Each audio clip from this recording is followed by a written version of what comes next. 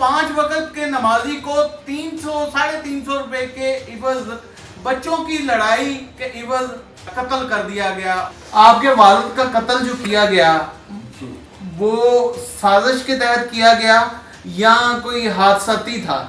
एक सुलह का पैगाम लेके कि जी मैं बच्चों की आपस में जब फिर डलवा दूंगा तो बात खत्म हो जाएगी, मदेदारी में तमाशा नहीं बनेगा, ये कल को इनको कोई बात नहीं करेगा। 350 रुपए के लेन देन के इवज वो इतना हाइपर हुआ कि इनके घर आ गया आधी रात को। ये वो बंदा है जिसने 5 वक्त के नमाजी को मुबैना तौर पर फायरिंग करके कत्ल कर दिया।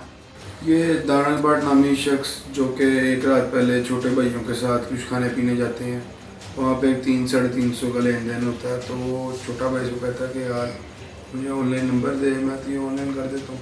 अच्छा। उस टाइम मौके की मुनासबत में वो कहता है कि यार मैंने अपना नोट छुड़ाना है तो मैं पैसे दे देता हूँ तो मुझे बाद में दे दे। उसने कहा चलो ठीक है।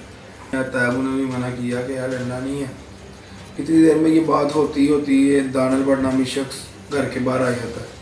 अच्छा, रात को उसी दिन रात को घर के बाहर आ जाता है। 32 फायर किए हैं। हाँ जी, कम से कम 32 फायर्स उन्होंने। पुलिस का क्या रवैया आपके साथ? मेरा नाम मोहम्मद इमरान है और आप देख रहे हैं क्राइम वॉच। जब तारीख करबला का वाकया दोहरा रही थी यौम आशूर के दिन, तब बस्तामी रोड पर भी तारीख ने करबला का मंजर कशी की। एक 5 वक्त के नमाजी को 300-350 रुपए के इवज बच्चों की लड़ाई के इवज कत्ल कर दिया गया। उनको फायरिंग करके कत्ल कर दिया गया। उनके दोनों साहबजादे मेरे साथ खड़े हैं इस वक्त और शदीद गम में मुब्तला हैं और इनसे जानते हैं कि असल वक़्वा हुआ क्या। वो तो 5 वक्त के नमाजी थे, तहज्जुद गुजार थे, इशराक पढ़ते थे, बारिश हो, आंधी हो, तूफान हो, जमीन फट जाए, उन्होंने नमाज नहीं छोड़नी। फिर उनको कत्ल क्यों किया गया? उनके साथ किसकी दुश्मनी थी? क्या वाकया था? ये सब कुछ जानिए इस वीडियो में। अस्सलाम वालेकुम। पूरा नाम क्या सर आपका? मेरा नाम हुसैन भट्ट। भट्ट साहब, ये 300 रुपए का लेन देन का क्या मकसद है, क्या मामला है? क्या इसमें कोई सच्चाई भी है या नहीं? ये आप कह लें कि जो दानियल भट्ट है उसका मेरे छोटे भाइयों के साथ उठना बैठना खाना पीना लेन देन था, तो जिसकी बिना पे उसने कह लें कि ये एक बहाना बना ले बंदा या आड़ बना ले। असल दिल के हाल बेहतर अल्लाह पाक ही जानता है। देखिए असद जो है वो दुनिया को पता नहीं कहाँ से कहाँ ले गई है और लेके भी जाना है। जहन्नम तक का रास्ता उसने तय करवाना है और वो उसने उसकी ज़िंदगी जहन्नम बना ली है। आपके वालिद का कत्ल जो किया गया वो साजिश के तहत किया गया या कोई हादसाती था? ये आप कह लें कि वालिद साहब, मैं तो इसे शहादत ही कहूँगा क्योंकि वो नमाज पढ़ के या एक सुलह का पैगाम लेके कि जी मैं बच्चों की आपस में जब फिर डलवा दूंगा तो बात खत्म हो जाएगी, मदेदारी में तमाशा नहीं बनेगा, ये कल को इनको कोई बात नहीं करेगा कि इकट्ठे बहते सन तो उन आपस में पाड़ गए ने या लड़ पे ने। इस बिना पे वो दानियल भट्ट के वालिद साहब शुएब भट्ट के साथ बात करने गए थे कि जी मैं बात करके ना इनकी चक्कियाँ डलवा के सुलह, यानी सुलह सफाई करवा देना, बच्चे की लड़ाई। 350 रुपए के लेन देन के इवज वो इतना हाइपर हुआ कि इनके घर आ गया आधी रात को। और ये लोग चूंकि अहले बैत से मोहब्बत रखने वाले लोग हैं और ये सहरी रख रहे थे, यौम आशूर की सहरी का एहतमाम कर रहे थे और बाहर आकर जो है ना मुगल्लज़ात की बारिश कर दी। उसकी सीसीटीवी फुटेज मुलाहिजा करें।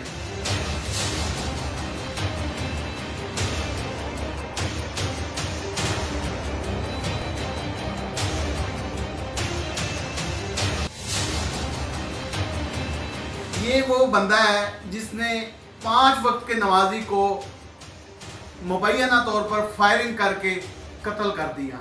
और क्यों किया ये सब बताएंगे। अस्सलाम वालेकुम सर। वालेकुम अस्सलाम। क्या नाम है सर आपका? जैन भट्ट। जैन भट्ट सर, क्या लगते थे आप? तैयब थे। ताया अबू थे आपके, यानी आप ही साहबजादे ही हुए ना, उनके बेटे ही होते हैं। ताया बाप ही होता है घर के हमारे से। हाय, अच्छा तो मुझे ये बताएं कि ये क्या हसद है, ये क्या प्री प्लान है या हादसाती कत्ल है, क्या मामला क्या है? یہ دانل بٹ نامی شخص جو کہ ایک رات پہلے چھوٹے بھائیوں کے ساتھ کچھ کھانے پینے جاتے ہیں، وہاں پہ 300-350 کا لین دین ہوتا ہے، تو وہ چھوٹا بھائی سے کہتا ہے کہ یار مجھے آن لائن نمبر دے، میں تو یہ آن لائن کر دیتا ہوں۔ اچھا، اس ٹائم موقع کی مناسبت میں وہ کہتا ہے کہ یار میں نے اپنا نوٹ چھڑانا ہے تو میں پیسے دے دیتا ہوں، تو مجھے بعد میں دے دیں۔ اس نے کہا چلو ٹھیک ہے۔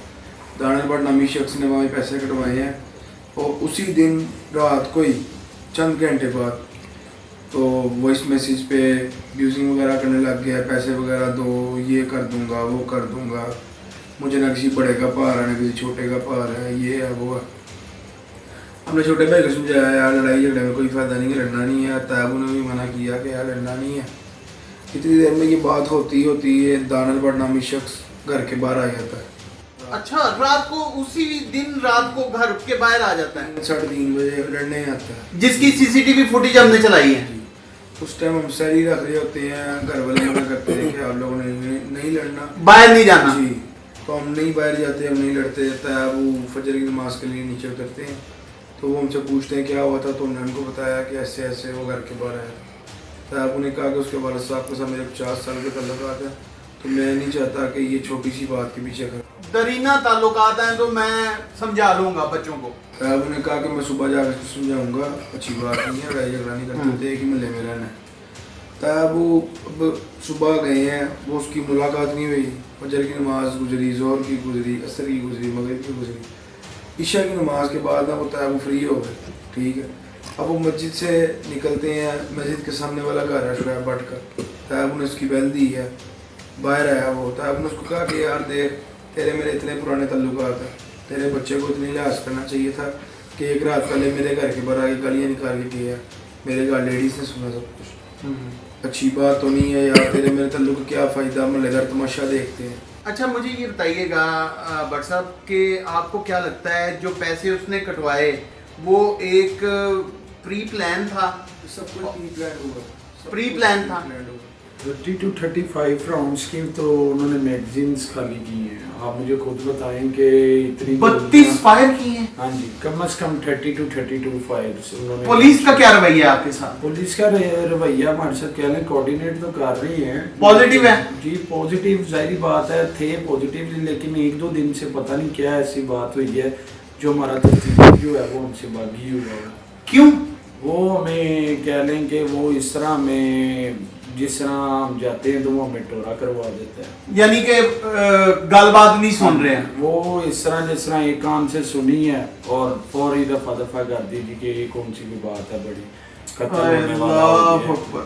تو کہہ لیں کہ میری تو گزارش ہے کہ سی سی ڈی سہیل ظفر چٹھا صاحب ادھر دیکھ کے گزارش کریں، جو بھی اپیل کرنی ہے کریں۔ میڈم مریم نواز کا دور ہے، سی سی ڈی سہیل ظفر چٹھا صاحب کا دور ہے، کرائم کنٹرول ڈپارٹمنٹ کو بنایا کیوں گیا تھا؟ اسی لیے بنایا گیا تھا لائیو پوڈ کاسٹ میں نے ان کہ یہ جو کان ٹوٹے ہیں، یہ جو چھوٹے چھوٹے گنڈے ہیں، ان کا صاف صفایا کیا جائے۔ دیکھیں اگر آج ہمیں انصاف نہیں ملتا اور کل کو یہ بری ہو جاتے ہیں یا ان کو کہہ لیں کہ رہائی مل جاتی ہے تو کل کوئی ظلم و زیادتی کا کوئی اور بھی ان کے ہاتھوں شکار ہو جائے گا۔ دیکھیں آپ مریم نواز صاحبہ سے کیا کہنا چاہتے ہیں؟ میری میڈم مریم نواز سے گزارش یہ ہے کہ دیکھیں جو میرا نقصان ہوا ہے، مجھے والد کا سایہ جو جسے محروم کیا گیا وہ تو مجھے واپس نہیں مل سکتا، یتیم ہو گئے، لیکن انصاف کی اپیل تو کی جا سکتی ہے، انصاف تو مانگا جا سکتا ہے، انصاف لیا جا سکتا ہے۔ تو میرے والد صاحب کے جو قاتل ہیں ہمیں انصاف چاہیے، وہ بے شک میرٹ پہ کریں، ہم یہ نہیں کہتے کہ میرٹ پہ نہ کریں یا ہماری سنیں، ہماری بات سنیں، ہم ملزموں کو مارنا چاہتے ہیں، اس طرح کی کوئی بات نہیں ہے۔ سی سی ڈی ایک دفعہ اپنے ہینڈ اوور کریں، میڈم مریم نواز زیر نگرانی زیر غور کریں، کیس کو ریویو کریں، انشاءاللہ تعالیٰ وہ اس کو خود ہی تہہ تک پہنچا دیں گے۔ ناظرین، آپ نے دیکھا جیسا کہ یہ بچہ یتیم ہو گیا ہے، لیکن آج بھی اس کی تربیت بول رہی ہے، یہ اب بھی قانون کا راستہ لینا چاہ رہا ہے، یہ اب بھی مریم نواز صاحبہ سے قانون کے راستے کی اپیل کر رہا ہے، سی سی ڈی کی اپیل کر رہا ہے کہ خدا کے لیے میرے والد کا کیس سی سی ڈی کو سونپا جائے تاکہ صحیح طرح سے تفتیش کی جائے۔ لیکن عدم برداشت لوگوں میں اتنی کم ہو چکی ہے کہ لوگ 350 کے پیچھے بھی انسان کو انسان نہ سمجھتے ہوئے قتل کر دیتے ہیں. دیکھیں بٹ صاحب اس کے علاوہ ایک اور چیز یہ ہے کہ جب بندے سے کوئی جرم ہو جاتا ہے نا، استغفر اللہ، جب ایک انسان قتل ہو جائے تو اس سے مراد ہے سب انسان، پوری انسانیت کا قتل ہو. اور اس کے بعد بھی اگر وہ ہمیں وہ تیش میں میرے چاچو کو ڈالے میں بیٹھتے ہوئے اس کا باپ شعیب بٹ وارننگیں دے کے گیا کہ دھمکیاں دے رہ گئی ہیں، ہن تو کلا رہ گیا، ہن تیری واری ہے، تینوں اسی پرو دینا ہے کہ تینوں مار دینا، تینوں نہیں چھڈنا. ہوں آپ پریشان نہ ہو، میں آپ کو بیان نہیں کر سکتا. پریشان نہ ہو، پریشان نہ ہو. اللہ پاک بہتر انصاف کرنے والا ہے. اور آپ پریشان نہ ہو. انشاءاللہ تعالی میری تو گزارش ہی ہے عملوں سے، اداروں سے، سی سی ڈی سے، میڈم مریم نواز سے، حکومت پنجاب سے کہ ہمیں انصاف چاہیے، قانون کے دائرے میں رہے. یہ جی یہ آج کی سٹوری تھی، آپ کے سامنے رکھنے کا مقصد یہ ہے کہ ان کی تربیت آج بھی بول رہی ہے کہ یہ قانون کا رستہ اختیار کرنا چاہ رہے ہیں، قانون کا رستہ لینا چاہ رہے ہیں. انہوں نے مریم نواز صاحبہ سے اپیل کی ہے کہ ہمارے کیس کو سی سی ڈی کے ہینڈ اوور کیا جائے تاکہ ہماری تفتیش شفاف طریقے سے سر انجام پائے.